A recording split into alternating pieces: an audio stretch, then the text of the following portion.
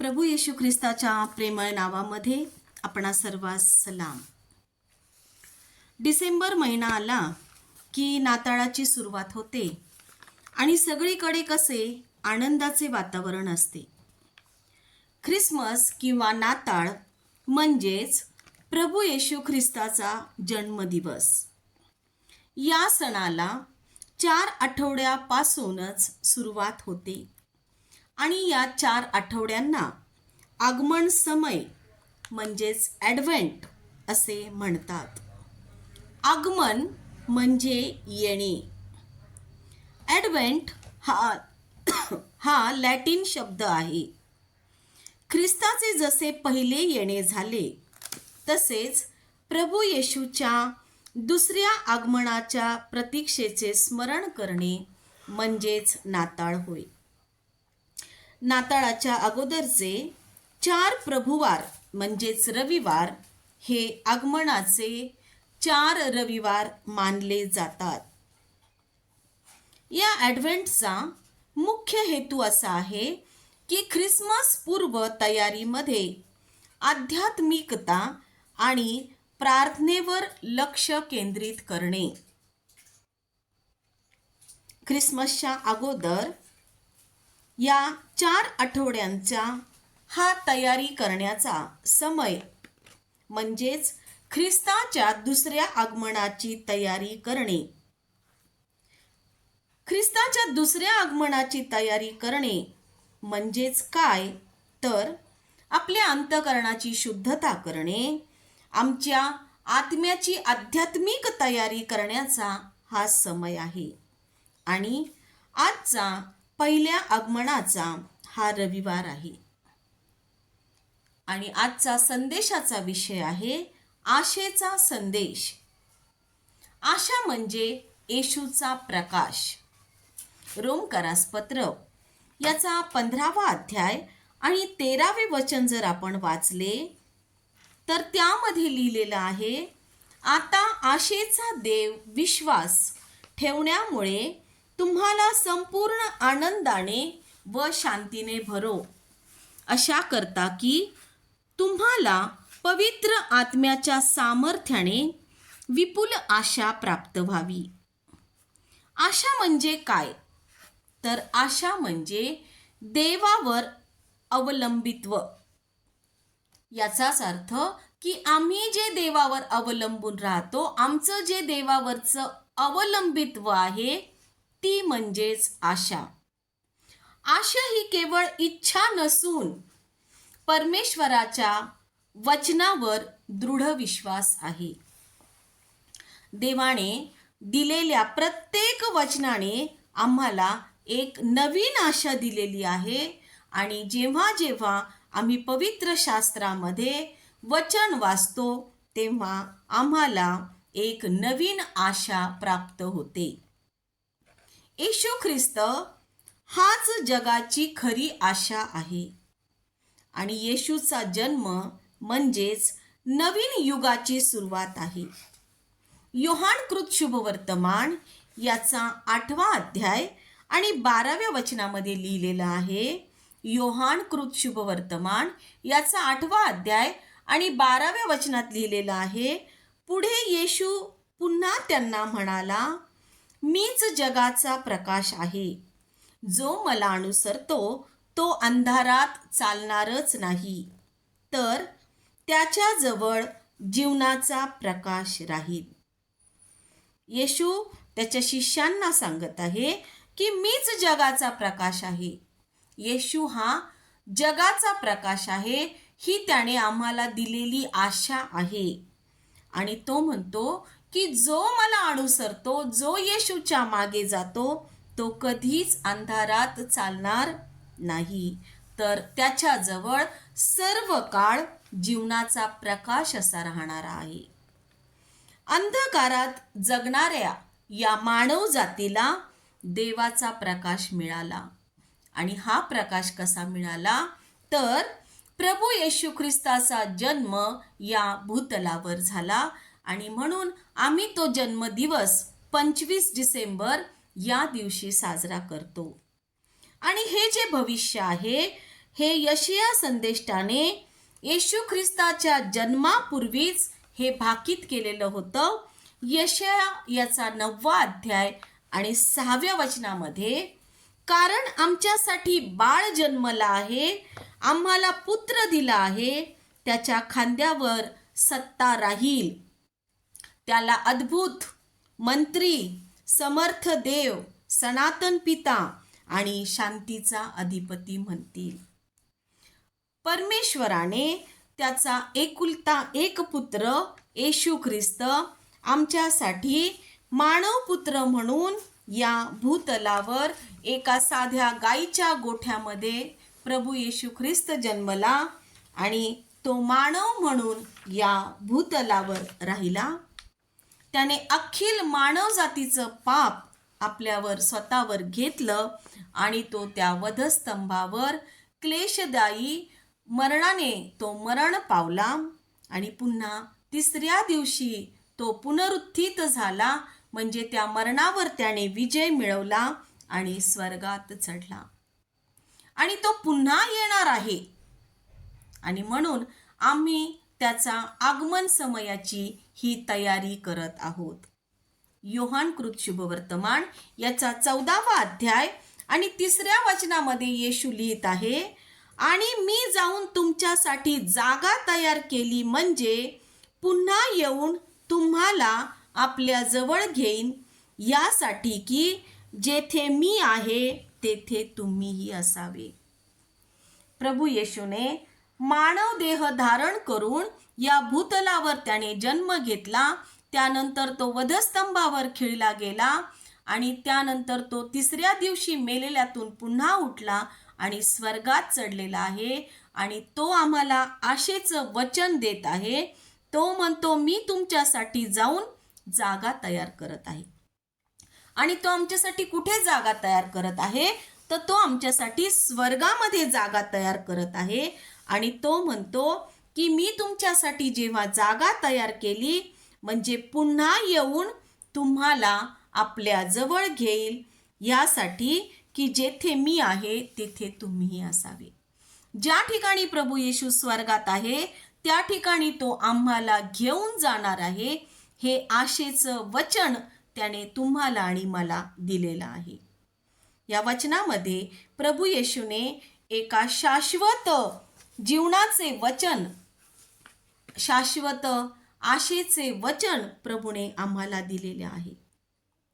प्रियांनो, आम्ही ज्या वेळेस ख्रिस्ती जीवन जगत असतो तेव्हा आम्हाला आशेचं महत्त्व कशात आहे हे समजत नाही.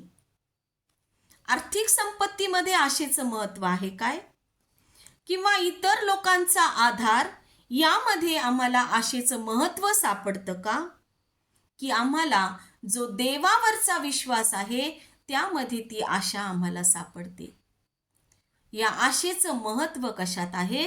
तर आमचा देवावरचा जो विश्वास आहे त्यामध्ये आम्हाला ही आशा सापडते.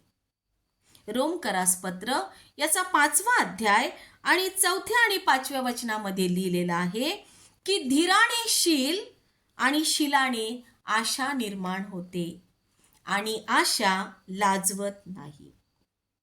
जेव्हा आमच्यामध्ये धीर असतो त्या धीरामध्ये शील निर्माण होतं आणि शिलाद्वारे आमच्यामध्ये आशा निर्माण होते. आणि ही आशा आम्हाला लाजवत नाही, म्हणजेच आम्हाला निराश करत नाही.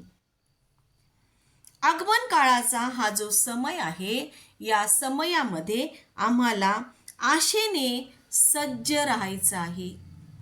ही जी प्रभूची आशा आहे त्या आशेने सज्ज राहण्याचा हा समय आमच्यासाठी आहे.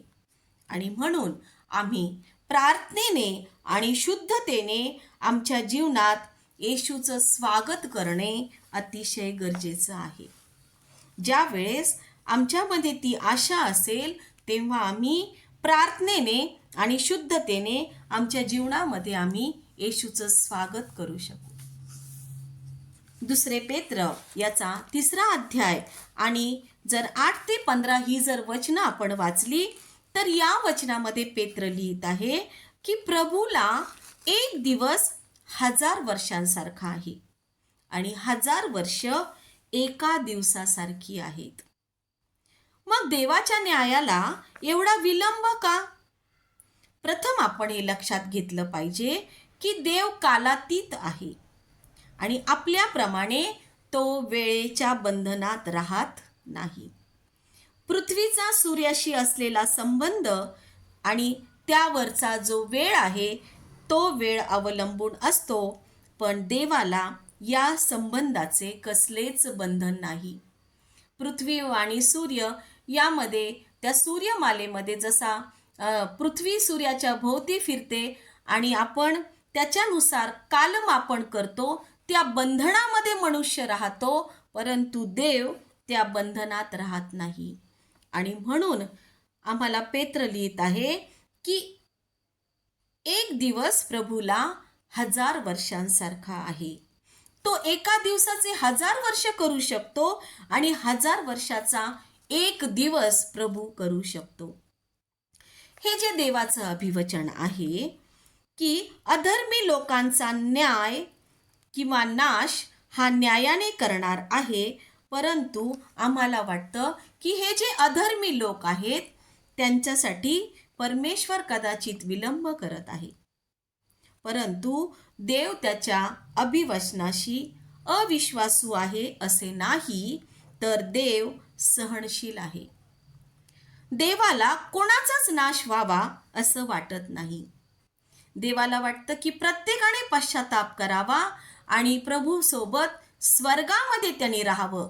जेथे तो जागा तयार करायला गेलेला आहे तेथे आम्हीही त्याच्या सोबत राहावं हे त्याला वाटतं आणि म्हणून कोणाचाच नाश होऊ नये म्हणून त्याची अशी इच्छा आहे की सर्वांनी पश्चाताप करावा. आणि हा जो कृपेचा काळ, या कृपेच्या काळामध्ये प्रियांनो आम्ही जीवन जगत आहोत. हा कृपेचा काळ देव स्वतः वाढवत आहे. स्वतः परमेश्वर हा कृपेचा काळ हेतू पुरस्सर वाढवत आहे, कारण तारण प्राप्तीसाठी मनुष्याला संधी प्राप्त व्हावी. कोणीच म्हणू नये की प्रभू मला माझ्या तारणासाठी संधी मिळाली नाही.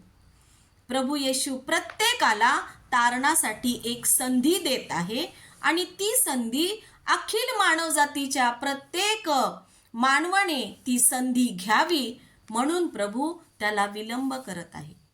आणि म्हणून आम्ही म्हणतो की प्रभूचं येणं अजूनही कसं झालेलं नाही. प्रभू कधी येणार आहे, त्याचं दुसरं आगमन कधी आहे. आणि परंतु म्हणून इथं पेत्र लिहित आहे की प्रभूला एक दिवस हा 1000 वर्षांसारखा आहे आणि 1000 वर्ष ही एका दिवसासारखी आहेत. 10व्या वचनामध्ये तो लिहितो आहे की रात्री चोर येतो तसा प्रभूचा दिवस येईल. दुसरे पेत्र याचा 3रा अध्याय आणि जर 10वं वचन आम्ही वाचलं तर त्यामध्ये तो लिहित आहे की रात्री चोर येतो तसा प्रभूचा दिवस येईल. प्रभूचा दिवस म्हणजे देवाच्या न्यायाचा दिवस येणार आहे. आम्हाला माहित आहे का प्रियांनो चोर कधी येणार?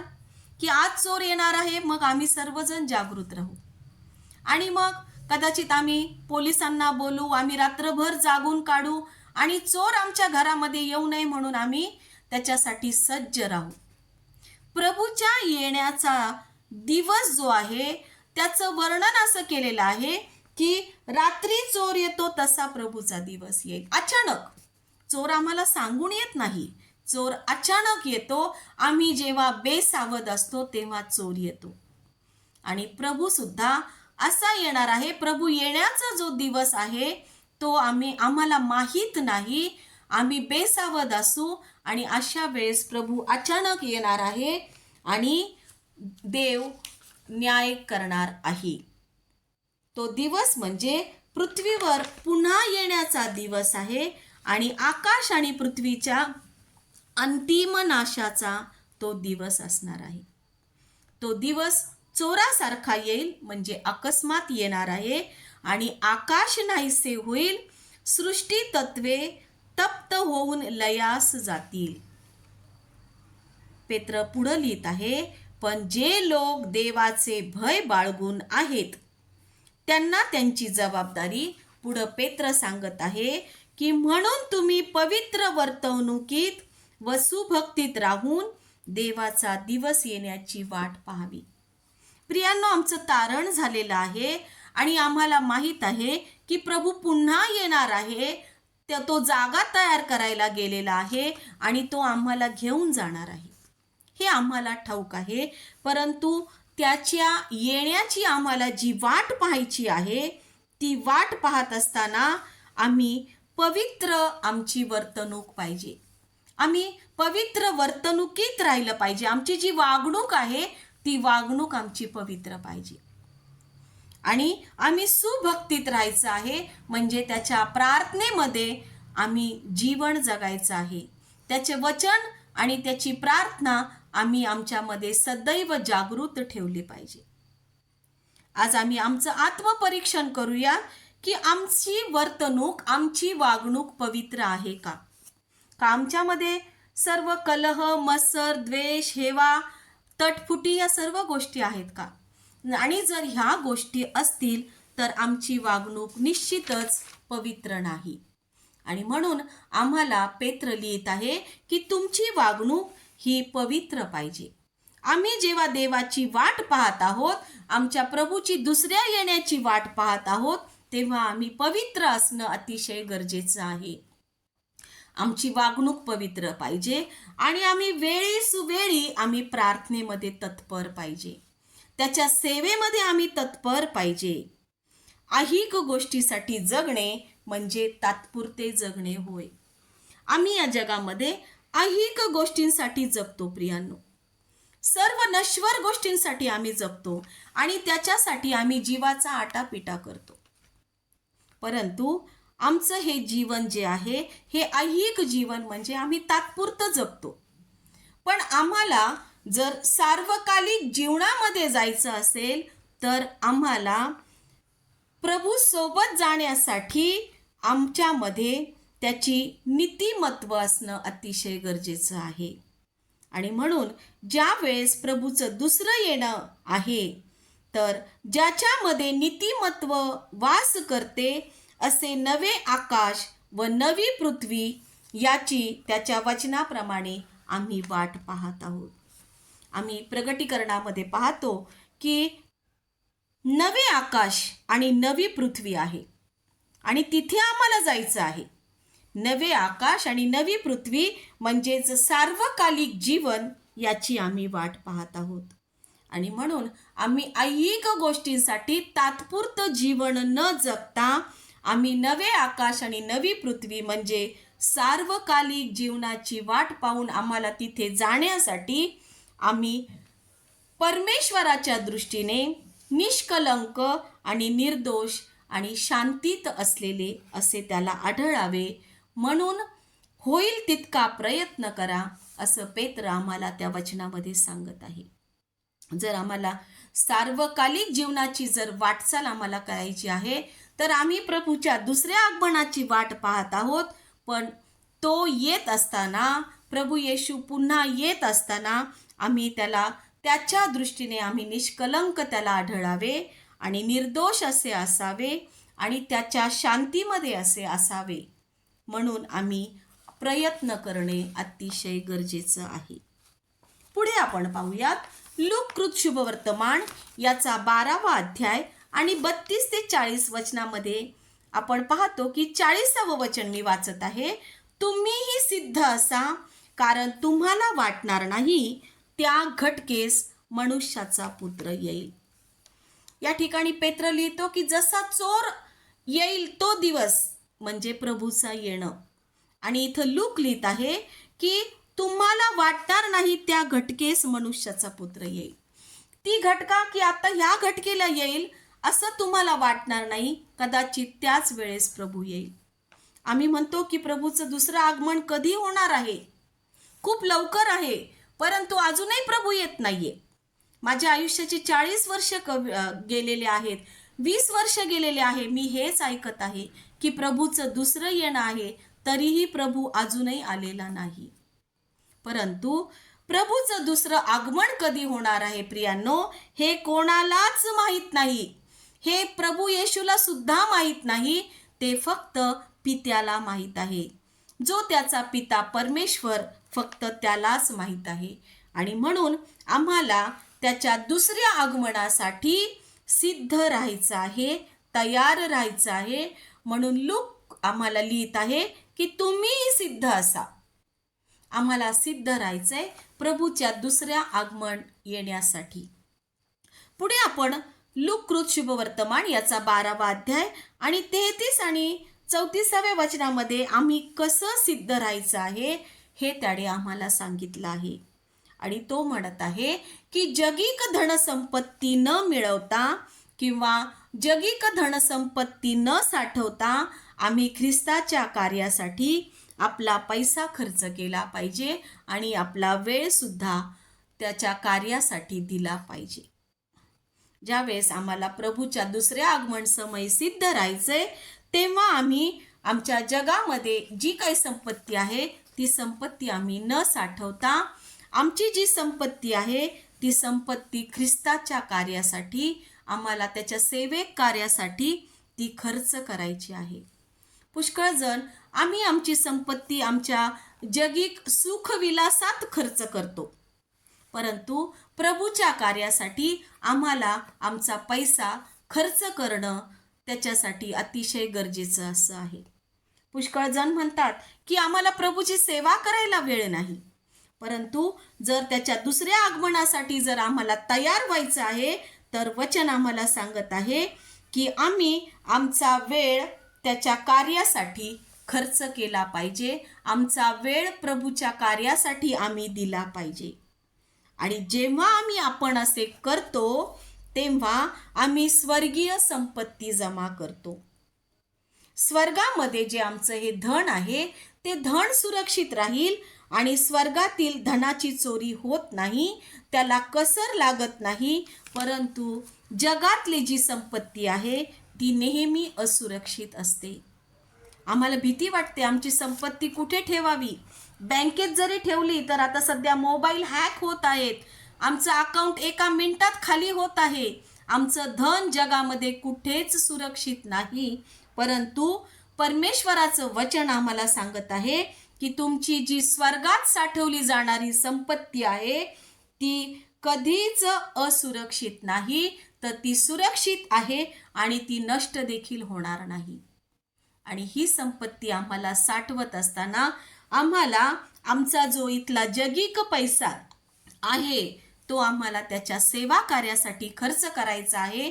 त्याच्या सेवेसाठी आम्हाला वेळ खर्च करायचा आहे आणि असं करून आम्हाला त्याच्या येण्यासाठी सिद्ध राहायचं आहे.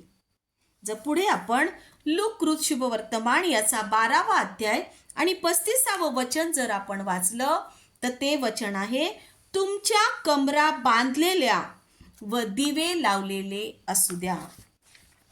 कंबर बांधणे आणि दिवे लावणे. या आगमन समयी आम्हाला आमच्या कमरा बांधलेल्या पाहिजेत आणि आमचे दिवे लावलेले पाहिजेत. याचा अर्थ असा आहे की प्रभूच्या शिष्यांनी म्हणजेच आम्ही त्याच्या पुन्हा येण्याची आतुरतेने आम्हाला वाट पाहायची आहे. आणि त्या काळामध्ये पूर्वेकडील देशातील एखाद्या मनुष्याला जेव्हा भरभर चालायचं असेल किंवा जर पळायचं असेल तेव्हा त्याच्या कमरेला एक कमरबंद आवळलेला असायचा. आणि बांधलेली कंबर म्हणजे एखादी कामगिरी पूर्ण करायची आहे असे दर्शवते आणि लावलेला दिवा म्हणजे आपली साक्ष देणे होय. आणि मग आम्हाला लूक लिहित आहे की तुम्ही तुमच्या कमरा बांधलेल्या असू द्यात. आम्हाला जी प्रभू येशूची सेवेची कामगिरी आहे ती कामगिरी पूर्ण करण्यासाठी आम्हाला आमची कंबर बांधायची आहे. ती कामगिरी आम्ही पूर्ण केली पाहिजे. आम्हाला जी देवाचा सुवार्ता प्रसार आम्हाला सांगितलेला आहे, देवाच्या वचन आम्हाला इतरांपर्यंत त्याची सुवार्ता सांगणे गरजेचं आहे. म्हणून आम्हाला कंबर बांधणे गरजेचं आहे आणि आमचा लावलेला दिवा म्हणजेच आम्ही इतरांना आमची साक्ष देणं गरजेचं आहे. ज्यावेळेस आम्ही आमची साक्ष इतरांना देतो तेव्हा आमचे दिवे हे पेटते असतात आणि प्रभूचा प्रकाश आमच्या जीवनामध्ये असतो. शिष्यांनी प्रभूच्या येण्याची क्षणोक्षणी वाट पाहायची आहे.